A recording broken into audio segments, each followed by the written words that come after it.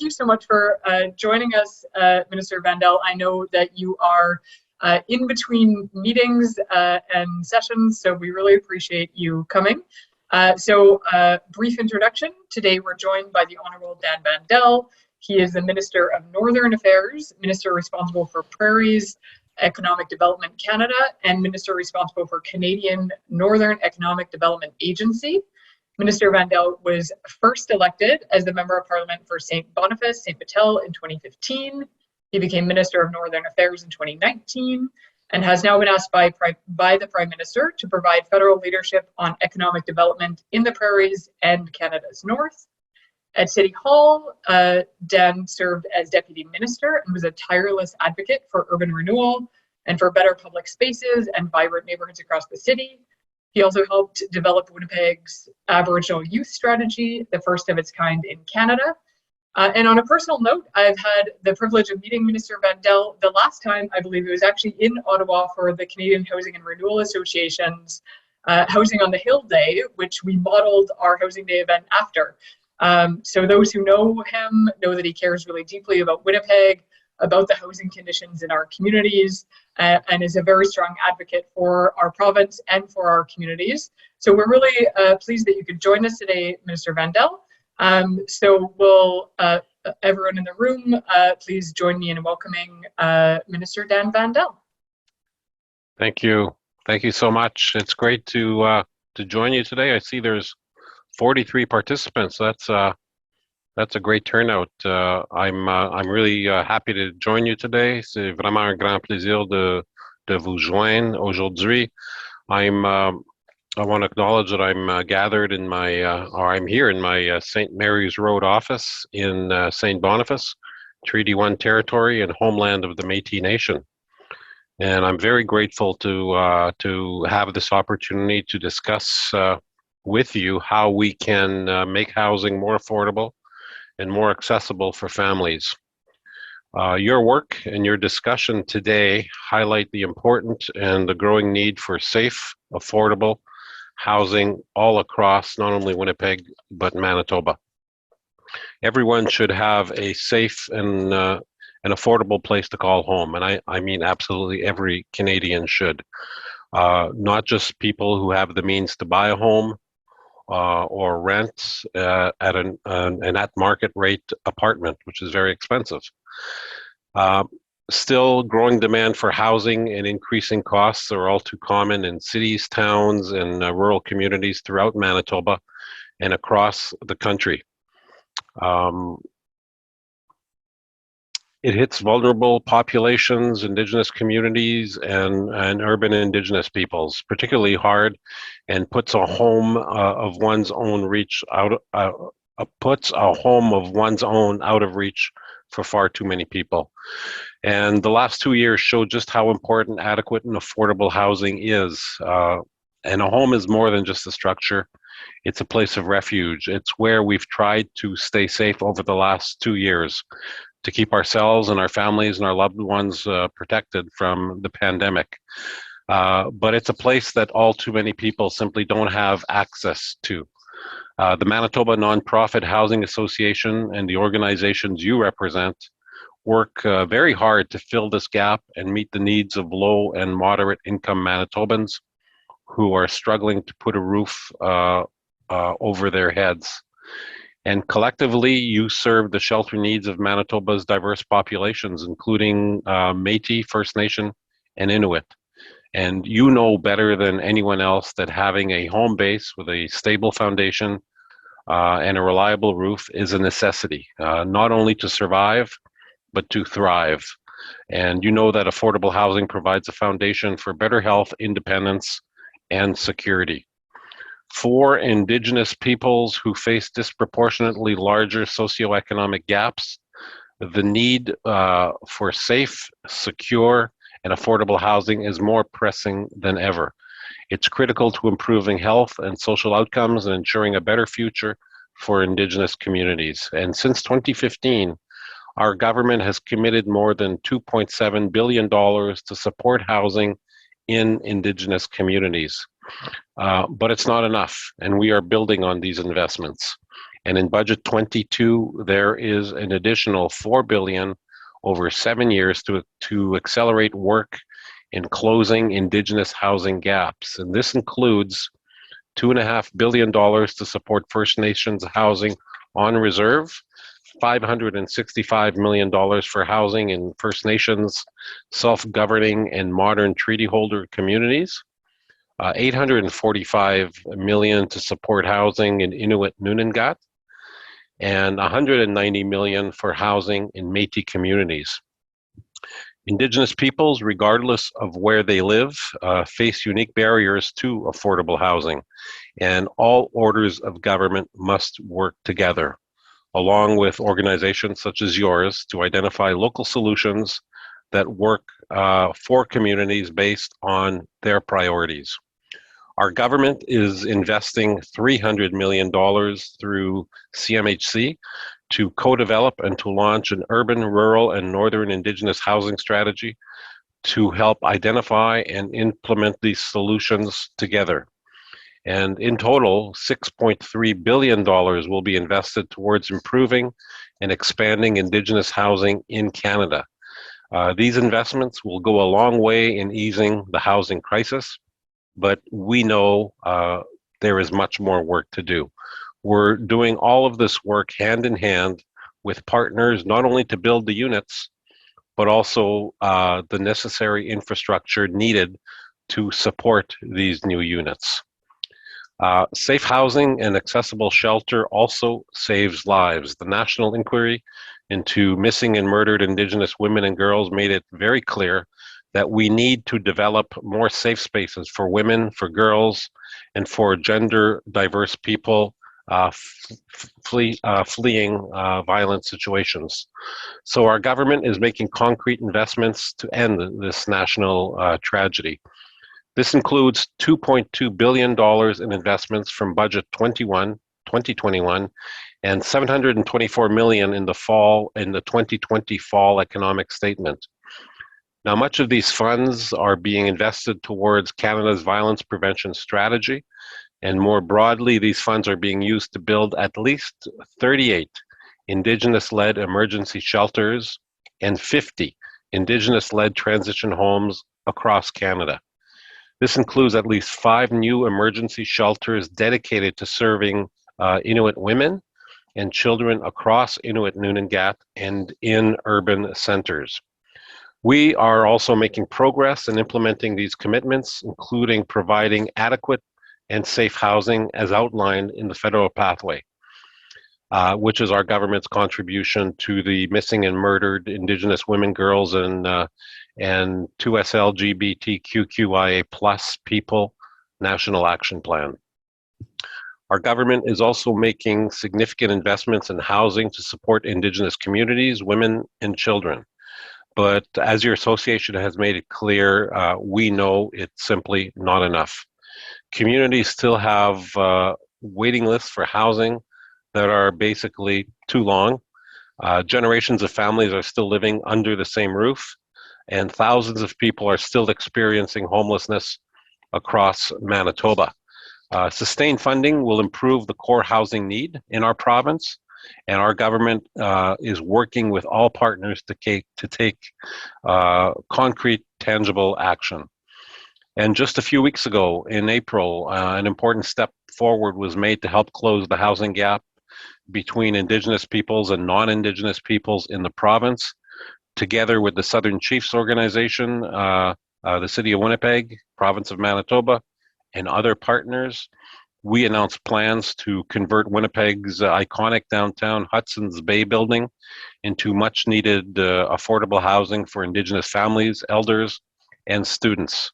A first of its kind announcement, our government is investing $65 million into the project, which will provide almost 300 new affordable homes, a health and a healing center, a First Nations museum, an art gallery, as well as restaurants and shops to revitalize Winnipeg's downtown.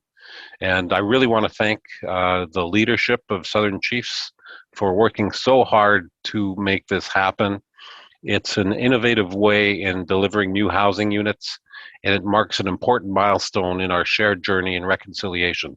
And as Winnipeggers, Manitobans, we all know how important the Hudson's Bay building is, and having close to 700,000 empty square feet in downtown Winnipeg was simply something that had to be addressed. So our government continues to move forward on a long-term housing plan. In 2017, we launched the National Housing Strategy, a $72+ billion plan that is committed to improving housing across Canada. It focuses on people who are the most vulnerable and prioritizes Indigenous housing projects to create new housing and repair existing. We're working together with Métis, First Nation, and Inuit partners to co-develop distinctions-based strategies that will support their vision for self-determination. This work will ultimately lead to better social and economic outcomes for Indigenous communities.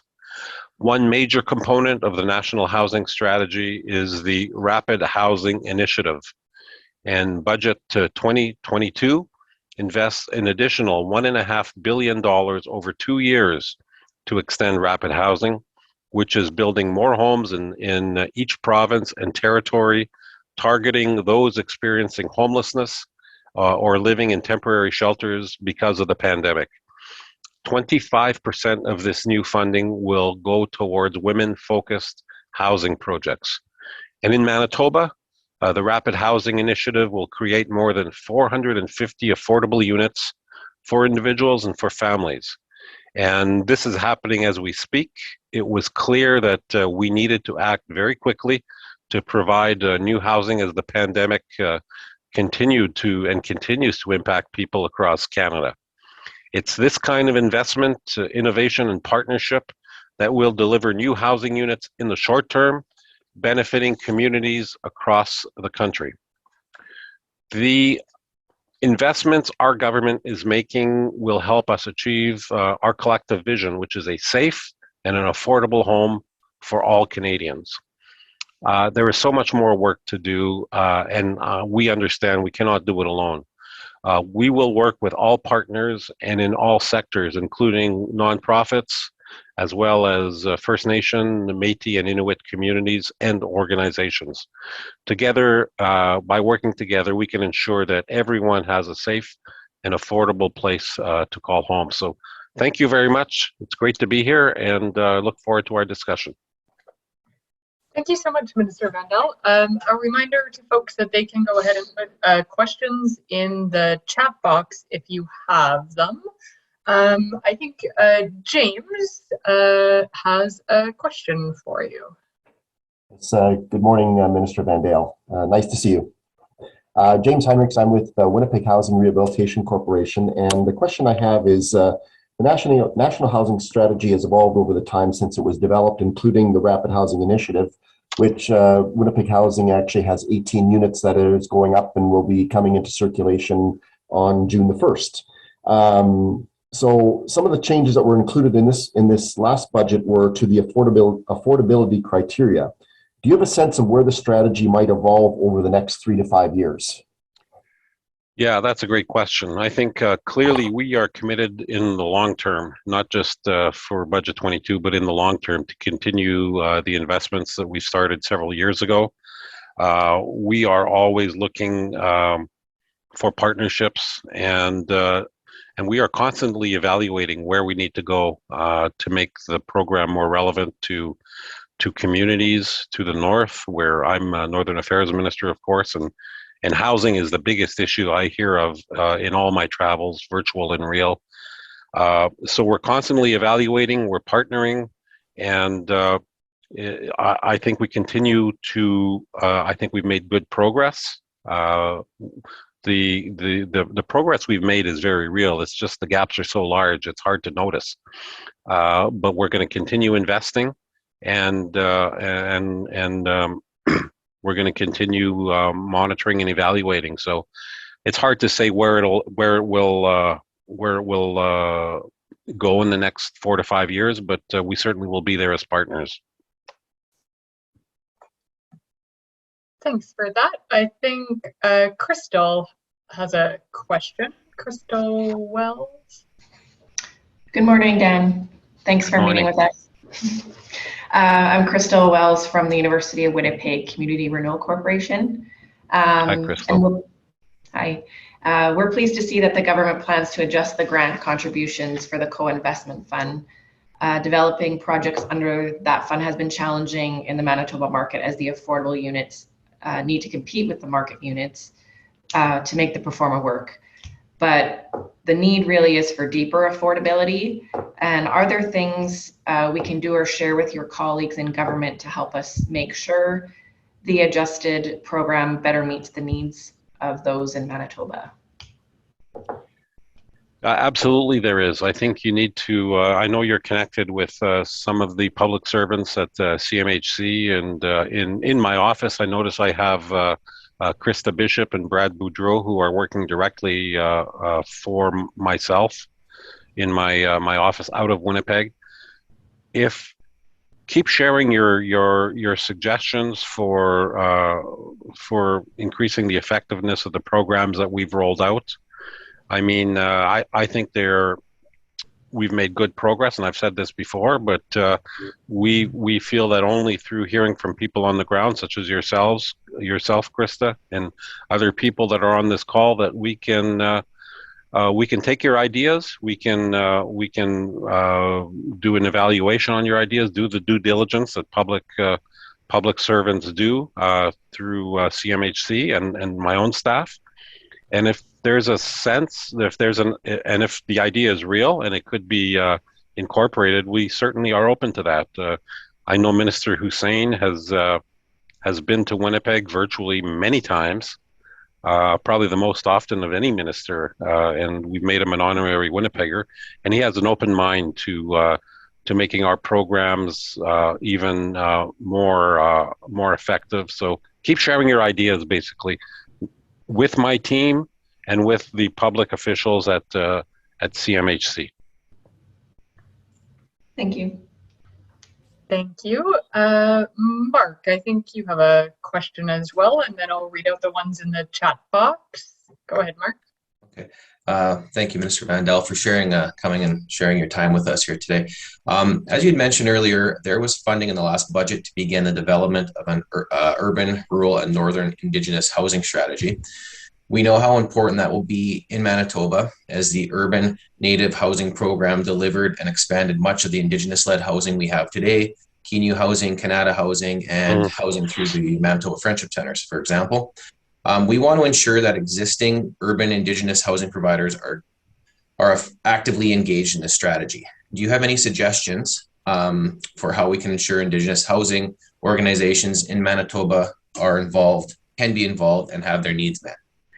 Yes, yes, I do, and I know that we are through Minister Hussein's office. We are launching that program. There's going to be engagement and consultation on how it should be rolled out, and we'll make sure perhaps through just coordination between my staff and this organization that everyone is connected. The people are connected to the consultations that do occur. And I only want to make the point, there is 300 million, but there's also all the other housing programs that we have are not, can invest significantly in the urban areas of Manitoba. And so my hope is that it'll be more than 300 million. Over the long term. It simply has to be. But that whether it's rapid housing, whether it's co-investment fund, whether it's projects such as the Hudson's Bay a few weeks ago, those are urban areas, and that's where a lot of the need is. The greatest need is actually, so there's opportunities to leverage that funding, and we'll make sure you're engaged. I know Krista and Brad will make sure to follow up, and anyone who needs to be in the loop and engaged will be. I also want to mention that in the 22 budget, we included money for cooperative housing. This includes $500 million to launch a new cooperative housing development program aimed at expanding co-op housing in Canada, and $1 billion in loans to be reallocated from the rental construction financing initiative to support cooperative housing projects. So that's something that was also in budget 22, and I know Winnipeg has a long history with co-ops, and hoping that some of that can be brought to our city. Thanks, Thank you. that's great. I was in touch with CMHC just yesterday, and they're planning a discussion with the co-op sector very shortly. So we're glad to see that they're moving forward quite quickly on that. I see there's a question in the chat box from Martha. Martha is with Chalet Malouin, and she was wondering about the best starting place for a group who is looking to expand. So they're in St. Malo, which is a rural Métis community, and she says it's hard for us to know who would be the people to go to assist us with getting additional housing added to our facility. There's a current waiting list of about 120 people at this point. So if groups are wanting to expand their housing options, where do they start? Yeah, I would start by calling CMHC, Canada Mortgage and Housing Corporation, in Manitoba here in Winnipeg. If you need some help in finding that number, you can call my office, and our staff will connect you up with CMHC, and that's really the housing. They're the public servants that work on housing 24/7. And they have the information on all the various programs that the government offers, the federal government offers, and probably the provincial as well. And we'll be able to create those links that you need. Wonderful, thanks for that. And Melanie is with 1010 Sinclair Housing. And she's asking if there's been any consideration for increased stock of rent geared to income housing for people who have disabilities. There's a deep need for 1-bedroom, universally designed suites that is affordable for those on social assistance or CPP. Currently, reasonably accessible suites are being built, but rents are far out of reach for those who need it. So they might get filled by people who don't have accessibility needs because those are the ones who have the income for the rent. Thoughts on how? Yes, I'm going through my budget book right now. I think I can't say 100%, Melanie, if there's specific. If there's specific projects for persons with disabilities, but again, call CMHC. They have an in-depth knowledge of every program that the Government of Canada offers. They are really the housing aficionados. So I would call CMHC and look at ask them about the opportunities and the programs for persons with disabilities. All right. I don't see any other questions in the chat box. Do keep asking them if anyone has any. I have a question I've been curious about, and I don't know if you'll know this yet. But one of the things that was a major increase in or a major new program in the last budget was the $4 billion Housing Accelerator Fund. Yes. And that's for municipalities to speed up the process of affordable housing. Yep. Development and approvals. You have so much experience with working with the city, and so you are probably one of the uniquely situated people to really know what some of those barriers are. Do you have thoughts about like how, or do you know how that's going to roll out and how the city of Winnipeg and the federal government can work together on that? Yeah, I'm very excited about the Housing Accelerator Fund. There's I know that through the public service, there's going to be, that probably has occurred already, outreach to municipalities across Canada on ideas and opportunities that the municipalities have to use the Accelerator Fund to speed up the process. I think there's been talk about, there's not enough zoning officers or city planners to really accelerate the projects that go forward. I'm not sure I think every municipality is different, but I think it's up to the municipalities to look at the parameters of the program, to make their case, and to offer their ideas for how we can accelerate the construction of housing. I know that it's a great need, and I know that we often hear from developers and from people that need the housing that there's simply not enough being constructed. That's one of the solutions to affordability in the long term. So we're looking to partner with municipalities and cities on their ideas for using this funding to accelerate the process. Excellent. We're looking forward to that. I see a question from Lissy. Lissy is with End Homelessness Winnipeg, and she's asking about the Rapid Housing Initiative. We know a third round is coming, and we're really excited to see this come through Winnipeg again. One of the challenges in the past has been the need to address deeply affordable housing, and in particular supportive housing for people experiencing homelessness, requires operational funding, which tends to come from the province. In the upcoming rounds, will the federal government be playing a role in operational funding, or to negotiate to bring the province of Manitoba on board as a partner? Yes, we are always trying to find partners, specifically with provinces across the country. We know that provinces have a major role to play in the provision and the operations of affordable and social housing in Canada, and we are always looking for partnerships. And we will be we are through the public service and through at the political level, we are engaging with provinces to see how they can contribute and at what level they can contribute to develop good projects in Winnipeg and in Manitoba. So those discussions are ongoing. They will continue to be ongoing, and we hope we can get some results for our city.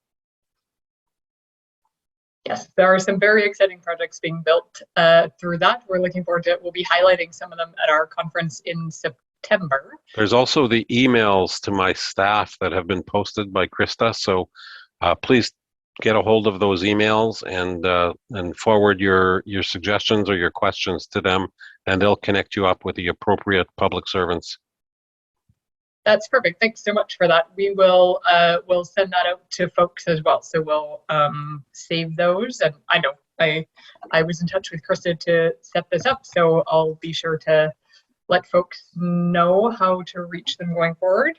Well, I know that you have a short time frame to join us. I really appreciate you coming today and to share all of your experience with us. And I'm sure that we'll be talking in the future again about housing. So hopefully we'll see you again very soon. Thanks again. Great to be here. Keep up the great work. Thank you. Take care. Bye-bye.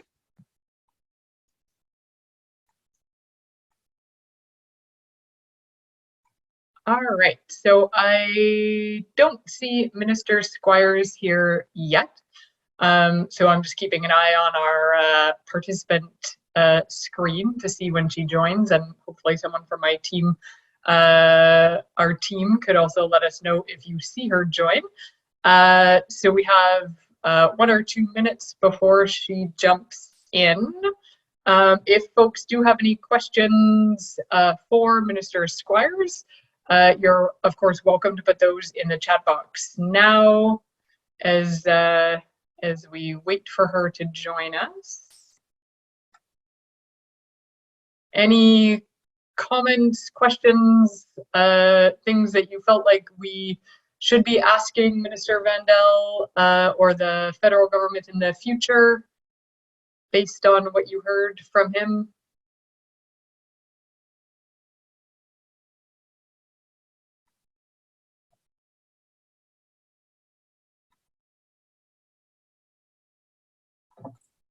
Hey, Christina, I have a question. Yeah.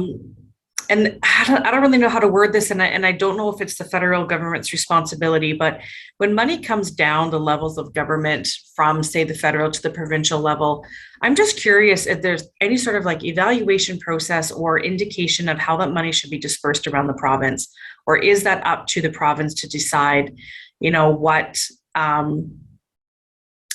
how to disperse that money in a way that makes sense around our communities in Manitoba, where some of our smaller communities have a greater overrepresentation of homelessness than the major center on a per capita basis. Yet things like the Canada, Manitoba, Canada Manitoba housing benefit isn't even available outside of Winnipeg right now for the next, I think, 2 years, which that's a pretty big gap in my community where we struggle very much with homelessness in consideration of our population and how many people are experiencing homelessness. I would say per capita, it's quite a bit higher than Winnipeg. So I just don't know if that's something that anybody knows about, if there is any sort of indication of how that money should be dispersed in a way that's fair and equitable.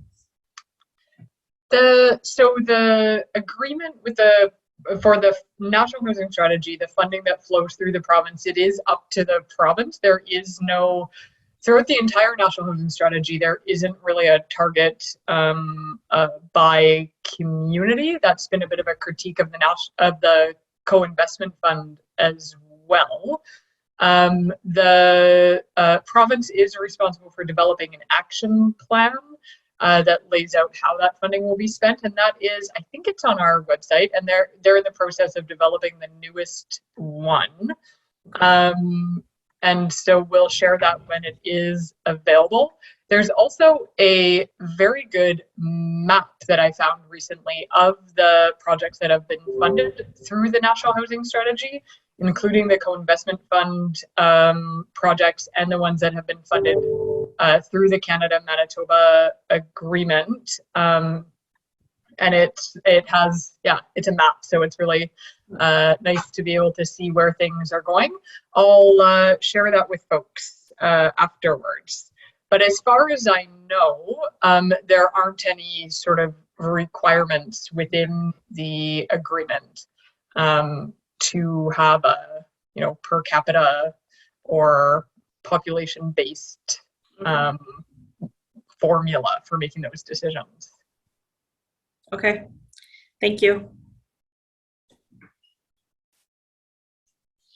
I saw Lori noted that that's a good question as well. Lori is with, she's in Winkler with Winkler Central Station.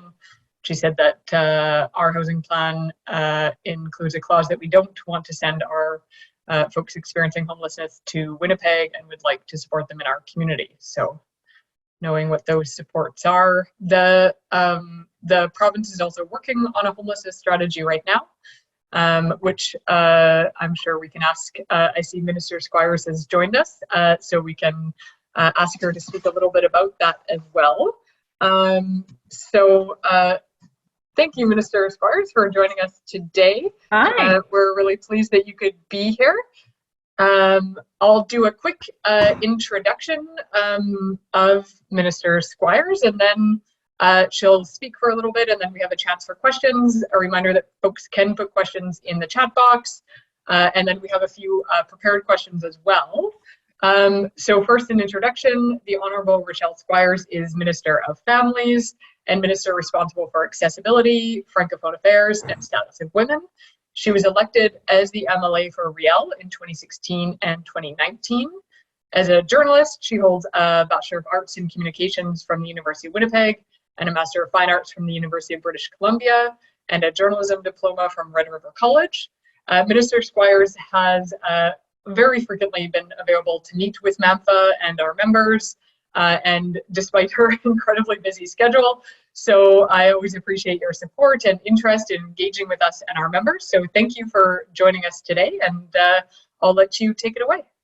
Okay, wonderful. Well, thank you so much for inviting me to meet with all of you today. I do want to begin by acknowledging that I'm delivering these greetings from my office at the Manitoba Legislature, which is situated on Treaty 1 territory and the homeland of the Métis Nation. I'm so pleased to be with all of you today, and I want to congratulate you on your first ever Housing Day And I'm certain it was a very successful event thus far. And I apologize that I wasn't able to join you on May the 5th. I wasn't available, but I certainly hope that it set a precedence for a national or an annual event on a go-forward basis.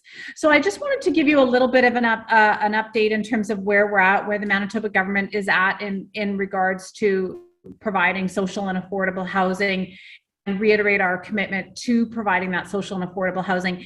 Since we formed government, as many of you have probably heard me say, that we've already created 745 new housing units with a total investment of $110 million for families and individuals who need them. And as part of our agreement with the federal government under the National Housing Strategy, we are investing $302.7 million in social and affordable housing during the cycle of that agreement.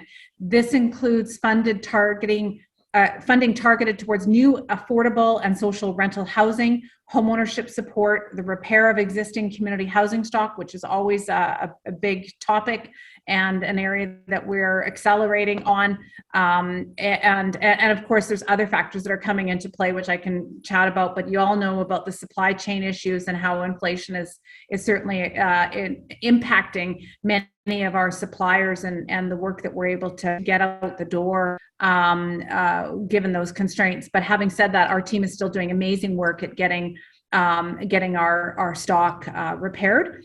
And then, of course, operating the subsidies under community housing units formerly funded under the Social Housing Agreement, providing affordability supports for low-income renters in the form of those rent supplements and shelter benefits, namely that Canada-Manitoba Housing Benefit, which I'm really pleased to be partnering with the federal government on that, which provides $154 million in rent subsidies to assist those who are at risk. And between ourselves and the federal government, we landed on the 3 categories of people who are at risk that are entitled to this $250 monthly shelter benefit through this Canada-Manitoba Housing Benefit.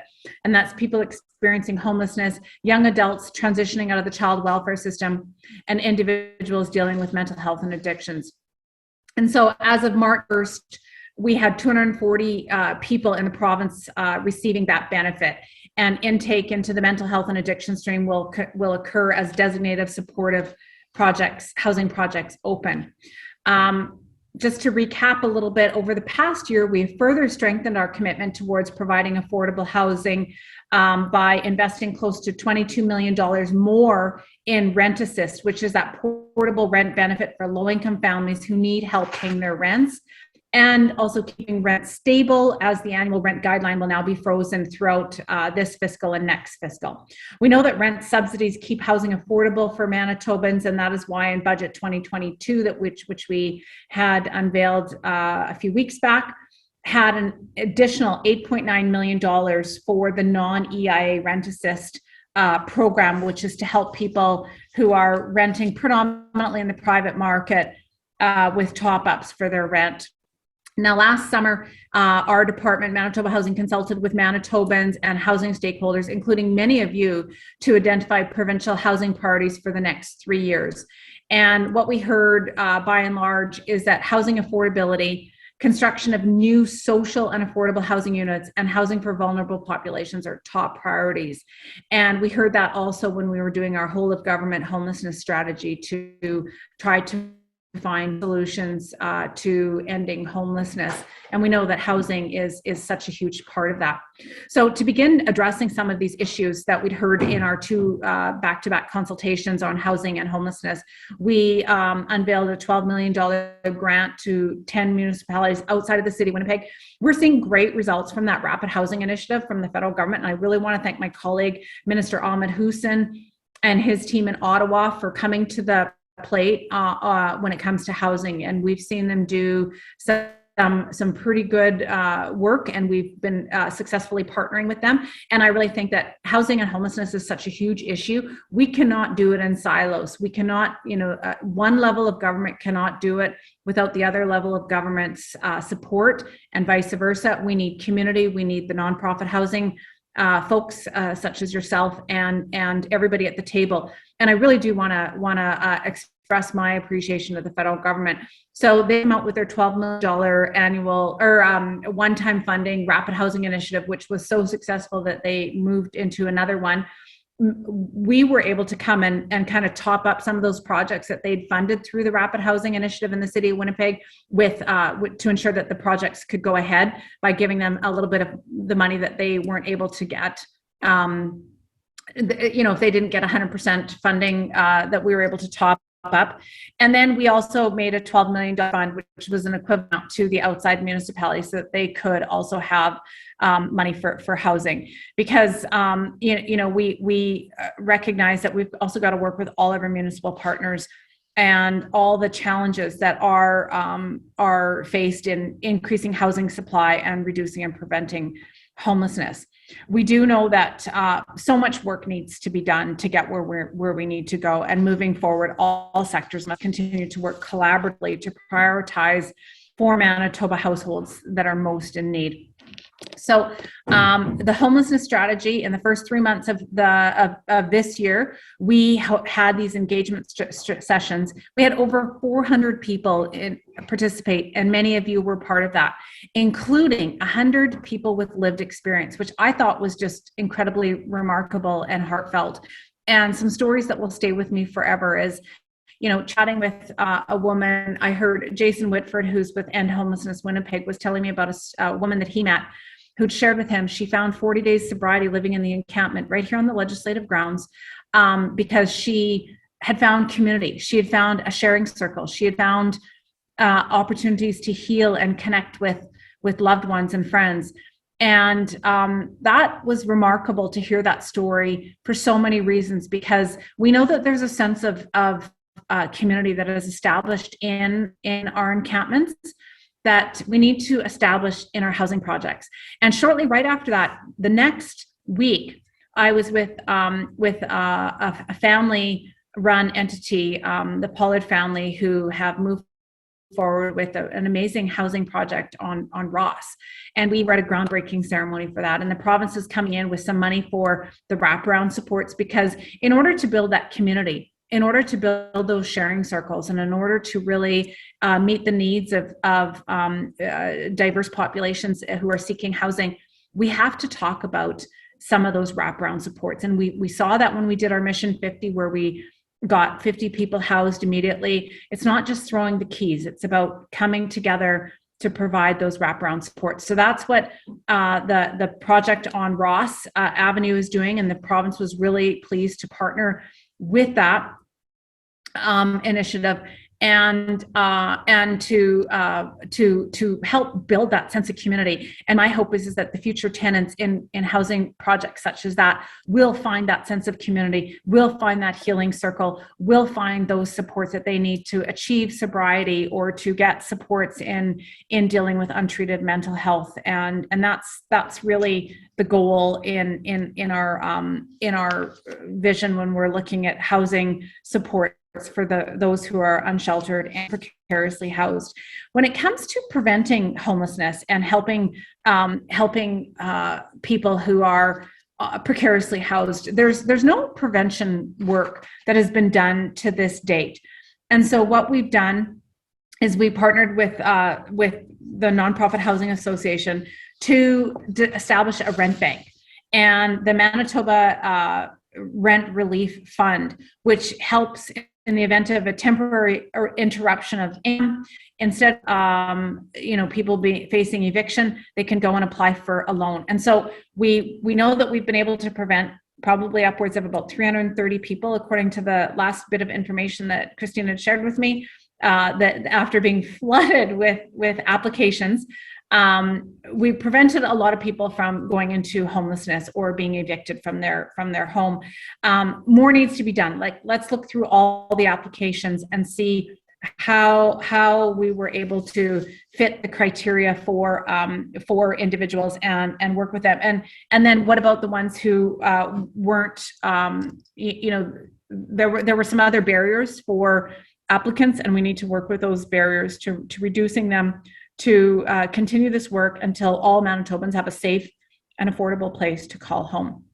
So I'm going to stop it there, because I know in 15 minutes the chimes are going to go, and I'm going to have to go into house again. But I did want to leave it open. There's so many of you on the call today, and I know that that I'd be more than happy to take some of your questions. Wonderful. Thank you, Minister Squires. I'm looking forward to sharing. We have the first report from our Housing Supports Initiative and some outcomes there. But we've some of the folks who are here today have received funding through that initiative, and we've in a short period been able to move about 163 people from homelessness into housing with that funding. So that support in that community is so appreciated, because we know that that people need those wraparound supports, and they need the housing, and that's what our members can offer. I believe Debbie Van Ettinger has a question for you. Good afternoon, Minister Squires. Thank you for joining us today. My name is Debbie Van Ettinger, and I'm from 1010 Sinclair Housing Inc. I'm the executive director there. My question is, prior to COVID-19, Manitoba housing transformation was taking place such that many units were transferred to management for the nonprofit sector. And there was a strong impression that this would take place rapidly in the years to come. As a sector, we are preparing and strategizing for this transformation. Is this still the long-term vision of the government? So, when it comes to housing, and like I said earlier, there's so much emphasis on collaboration. And so while we do find that we're getting great results when we're partnering with the nonprofit housing associations and really looking at that sponsor managed model, we think that there's great results to had there. We're also working in the sort of parameters of that national housing strategy, which also mandates us to build 12% net new units of social and affordable housing, and that is owned by the province. And so it's a hybrid. So the answer is yes, we're seeing great results, and we're going to continue down that path, but we're also wanting to build new units of housing in conjunction with what the parameters that our federal partners have laid out. Thank you for that. And David, I believe, has a question.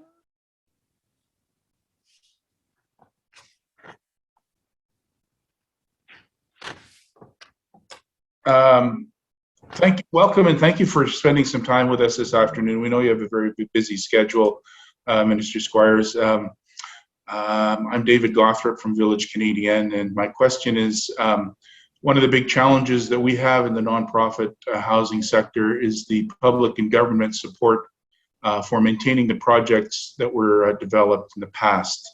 Our operating budgets have not increased, but our costs have. And increasing rents on the lowest income tenants or members is not ideal. We know that Manitoba Housing is undertaking an assessment of all its buildings to better understand the budget need. And do you have a sense of how this will impact the budget for housing in future years? That's a great question, and we certainly know that, like everything that we're looking at right now is in an environment with inflation such as it is, and we know that interest rates are going to be going up. It's really going to make some transformations that are going to be felt along the whole housing sector. So I don't have a specific answer right now, but I can tell you that I'm working with our federal government on supports and relief for people who are either coming off of old agreements or in the midst of a new agreement that is just no longer affordable and not meeting those parameters, because we've got to make sure that we're not going to be creating more homelessness because of the era that we're going into.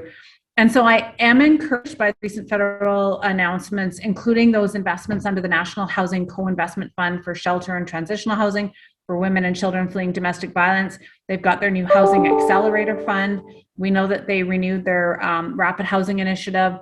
And I recently learned that there is going to be more money for, I guess, repair and maintenance. And so much like what we did with our childcare funds. So when we signed the federal government $1.2 billion childcare deal, we looked at, there's certain things that the federal government would pay for and certain things that they won't pay for. For example, they won't pay for kids in before and after school. They only do infant and preschool. You're wondering, why is she talking about childcare? But I liken that the symmetry between that deal, where we said, okay, the feds are going to pay for these things, we'll pay for these things. What we need to do now is really, and we're moving into a new 3-year cycle on the National Action Plan on the National Housing Strategy. And I'm really going to suggest that we sit down and say, what do the feds do best? What are they going to pay for? And then where does the province need to come in? And then also, I'm certainly open to looking at some of the pots of money that I have, whether it be looking at the rent assist program and how we can make sure that that would benefit your tenants.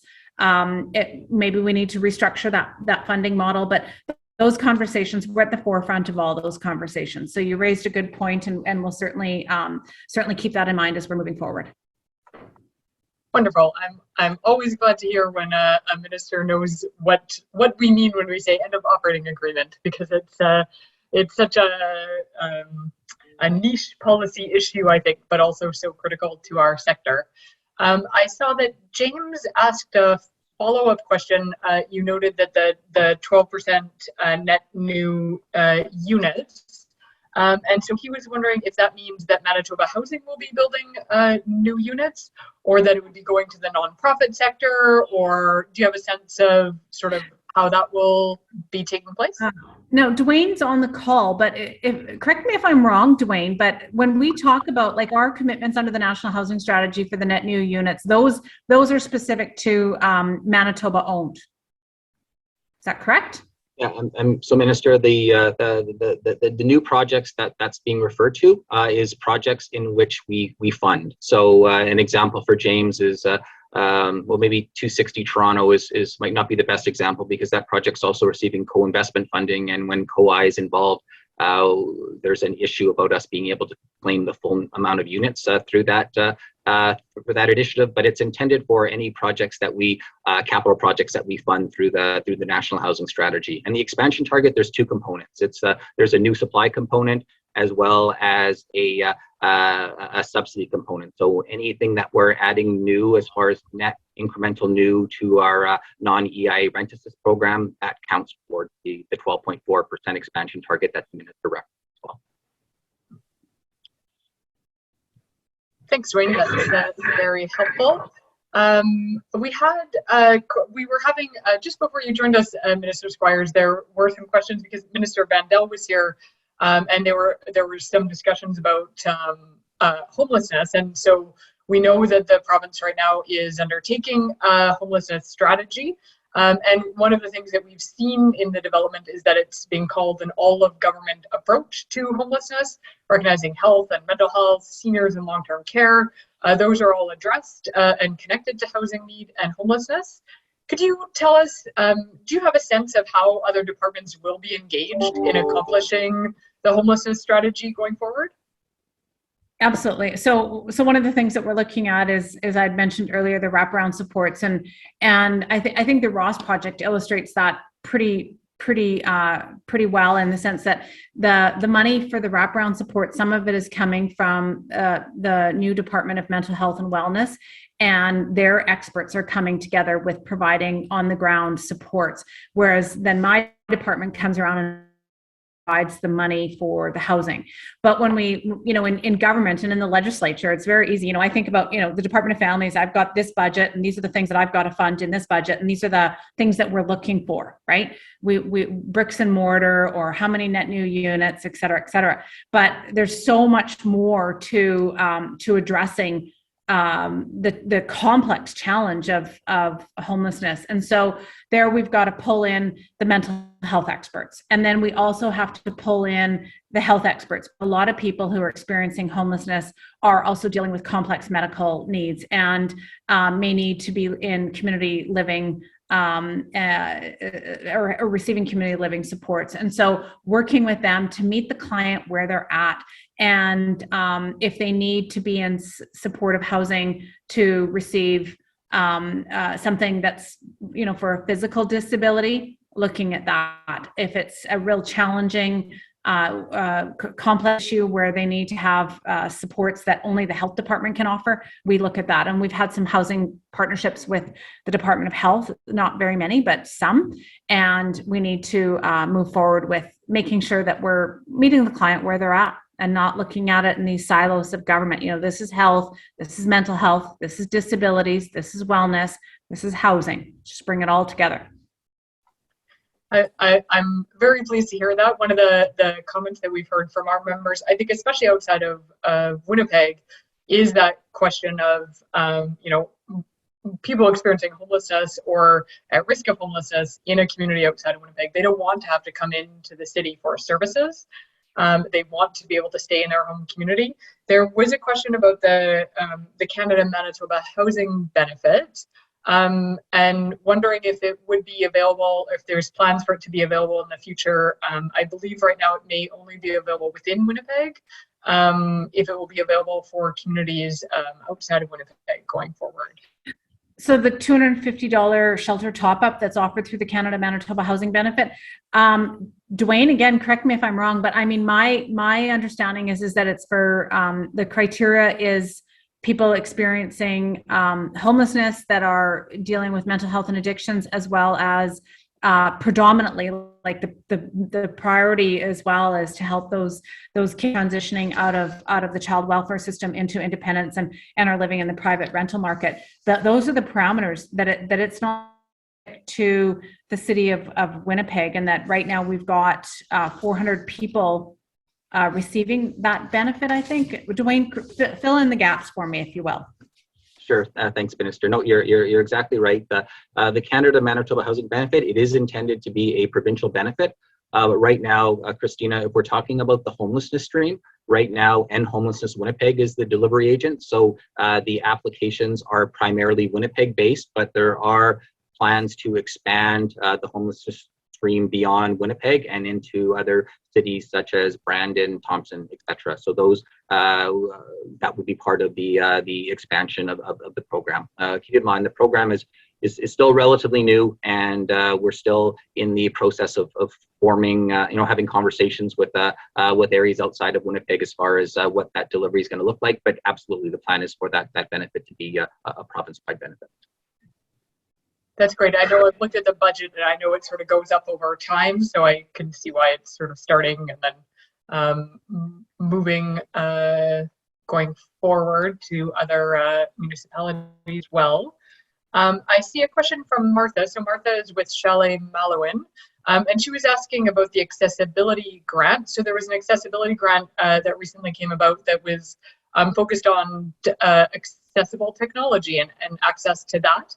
One of the things that Martha's often asked if there's any sort of option for is for physical accessibility within nonprofit housing organizations. So things like accessible doors and wheelchair lifts, elevators that would be available within a nonprofit housing facility. Is that on the radar? Are there any programs that you're aware of that might be available for accessibility for a nonprofit group? Yeah, one of the things that we'd heard loud and clear when we implemented the Accessibility for Manitobans Act and started to implement all 5 standards was that municipalities, nonprofits, smaller businesses were saying, now we've got a broad range of parameters in which we need to comply with to ensure that our business or our entity is accessible for all Manitobans. And we don't have a source of revenue to draw from or a fund to draw from to help upgrade our technology, our facility, our infrastructure to make it accessible. And so last year, our government established a $20 million endowment fund through the Winnipeg Foundation as our partner. And every year we have an intake. This year, the intake was for $750,000, first ever intake under the Manitoba Accessibility Fund to fund projects that would meet that criteria, helping nonprofits, businesses, municipalities, any entity upgrade their facility or their technology or their offerings to make it accessible. And so it will be an annual intake. that we'll be holding every year and be looking, I'll be having a full briefing in terms of how many applicants we received, how many applications we received, how many we were able to fund, what were the parameters, and where we need to broaden so that we can really get the money into the community members that need it the most, and have an ongoing successful program in perpetuity that will help meet the needs of accessibility. I noticed there are quite a few questions coming in on the chat. Christina, if you wanted to somehow or another copy and paste all them and send them in to me, and then I'll get them answered, and then get those answers back to you, and you can filter out to your members, just because I know we won't be able to get through all those questions Sure. in this short period of time. That's wonderful. I was watching the clock and thinking like, oh, we're not going to get very far. Do you have time for one more question, or do you have to run? No, I can do one more question and then I'll have to go. Yeah. I've seen a few questions in particular about, and you talked about being able to leverage the federal funding under the National Housing Strategy. So I've seen a couple of questions about the co-investment fund, and whether or not there's anything that can support nonprofits to access that fund, which requires co-investment from another level of government. So a question about, maybe reinstating the rental housing construction tax credit to help to leverage that, or any other way that the province has been thinking about supporting groups to access the co-investment program. So there's a couple things. One of the first things that I did is I wrote the federal government and asking for a carve out for Manitoba. They're running our application base. So then I thought, well, that's fine. We'll just make sure that we put in our applications. And particularly when it comes to, they are looking at investing in shelters and transitional housing for one of their target audiences through the co-investment fund is also women and children fleeing domestic violence. And we know that that's a huge challenge right now in our province and in our cities. And so I don't have any concrete information in terms of that they're not going to be doing a carve out, just an application based initiative. And but the parameters of that investment fund will certainly, as we've done with everything, is try to find a way to fit into that niche. With the National Housing Strategy, this is what we're looking for. How can you fit yourself into this? And we did it because we need to do that on behalf of all Manitobans. We'll do the same with this housing co-investment fund. Dwayne, do you want to add to that? Sure, Minister. Yeah, I can just say a couple of examples. So one would be through land or buildings, transfers. That's certainly something that we've looked at for a few examples.